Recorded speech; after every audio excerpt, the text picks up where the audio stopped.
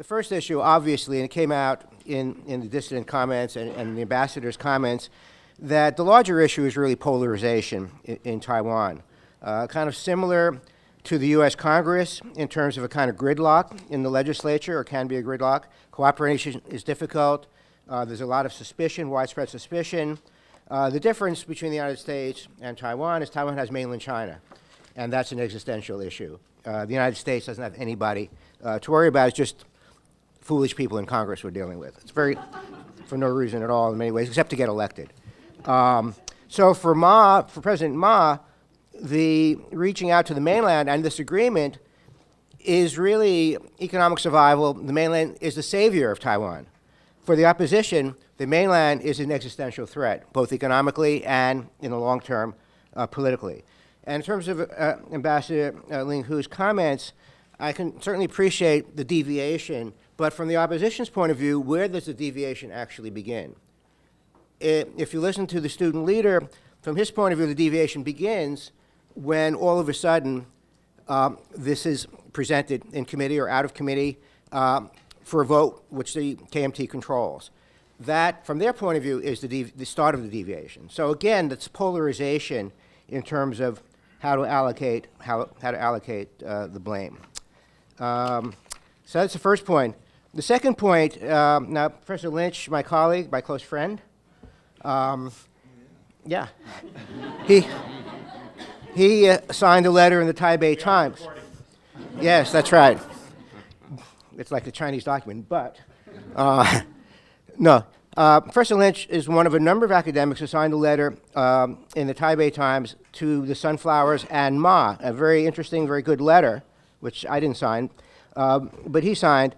And both this open letter, which appeared April 10th in the Taipei Times, and Ma's defense, President Ma, I should say, defense of his actions, both of them assert that if their policies, their suggestions, whether it's the open letter or President Ma, if their suggestions are not followed, it will have serious consequences for Taiwan's international image and Taiwan's credibility. So the opposition, in effect, and the executive branch, the government under Ma, are making the same arguments. Do what I'm suggesting, otherwise it will damage Taiwan's image, damage Taiwan's credibility. Again, it's polarization. What is Taiwan's international image? In whose eyes are we talking about? Who is the audience for Taiwan? Well, obviously, the electorate and public opinion in Taiwan is one part of the audience, mainland China, and I've been reading the mainland press about this. They've learned a lot from the mid-1990s, and they're staying very calm. And the editorials in places like the Global Times, the nationalist newspapers, are saying, stay calm. They also are saying, this shows, and they're quoting all sorts of people, both in Taiwan and outside, as saying that this is the downside of the democracy in Taiwan. And those friends of Taiwan in the mainland are saying, well, maybe we should rethink the Taiwan democracy. So they're making use of it in a way, but in a little more sophisticated manner than usually.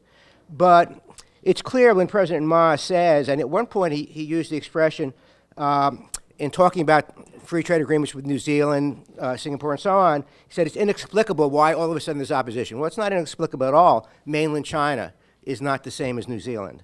There's a big difference in terms of the fear and the suspicion. So that would be the second point. The third point, and this is something Shelley Rigger, who writes about Taiwan, made recently in terms of some other points she made, that it doesn't really matter, in effect, what the substance of this TISA agreement is, what it says, because people are going to fear it no matter what, because it's China. And that's the same point I made earlier. And particularly with the authoritarian past of the KMT, Nationalist Party in Taiwan, complicating the fear. President Ma's low approval ratings in Taiwan. I don't want to go into some of the negative expressions they use to refer to him by the opposition, but certainly that's another issue. On the other side of it, what is the alternative to this? Does the DPP or students or anyone else have a better solution? And we haven't heard that yet. So perhaps that will be something that will come out later in the panel. A fourth point, and these are kind of related, President Ma is looking for an economic solution to Taiwan's economic problems, but the mainland sees the agreement, I think, as an important step to achieve the larger political gains with Taiwan and to move as quickly as possible toward unification, or what they would call reunification. What they want to do, it seems to me, is to have these kinds of agreements to make the gains irreversible so that no matter who wins the next election, whether it's the KMT or the DPP, they can't go backwards. That's another cause, I think, of the fear. Point 5, what is Taiwan's future? Does the pivot to Asia by the United States include defending Taiwan, say in 2020? If you're an offensive realist like John Hamre, he says, no, there's no way we can do it. People have different views on that. Will the mainland go beyond economic incentives in trying to win over hearts and minds in Taiwan? Another interesting article that appeared in The Diplomat on April 8th by Chen Dingding, someone from the mainland, called Why Taiwan's Sunflower Movement Will Fail, and actually might speed up unification. In the course of criticizing the movement, he also says that the mainland authorities have to realize that it's not enough to do these economic benefits, as they see them, to Taiwan. You somehow have to do something politically, give Taiwan more international space, do something to allay the fears in Taiwan. So it remains to be seen what that audience, the mainland, will actually do. One of the problems, I think, has been is that mainland understanding of Taiwan is kind of similar to their understanding of Hong Kong, which hasn't necessarily worked all that well. They appeal to the richest people, the big capitalists in these democratic societies, something they did in Hong Kong, because they're being good Marxists, at least in this sense, not in other senses. They feel that the wealthiest stratum in society really controls the government, controls politics. That's Marxism to them. So they assume that if you appeal to the tycoons, the magnates in Hong Kong and also Taiwan, that will dictate politics. What they're missing here is that Taiwan is not Hong Kong, that unlike Hong Kong, Taiwan has a full democracy. It's not a hybrid situation like you have in Hong Kong, where the chief executive and the tycoons have really all the power, or most of the power. And the Legislative Council doesn't have that much. Okay, 2 more quick points. Very quickly, okay. Point 7 is actually just 10 seconds, but let me do point 7 first in case you cut me off. The point 7 factor would, the Wang Jinping factor. We all know the problems Wang Jinping and President Ma have had and his victory in the court case. But the question of KMT politics, is Ma going to be isolated?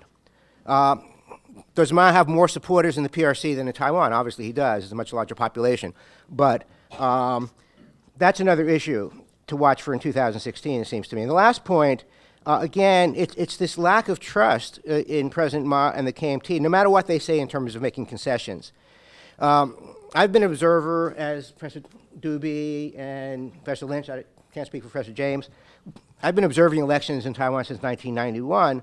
So I remember some of the issues that came up. In the 2008 election, for example, the DPP made the argument very strongly, given the past of the KMT, that, and given the fact they knew that they're going to lose because of Chen Shui-bian after 8 years, they made the argument that you don't want to give the KMT the legislature as well as the presidency. We know what they've done in the past when they've had authoritarian power. And they had various campaign commercials on TV and posters about this, election posters.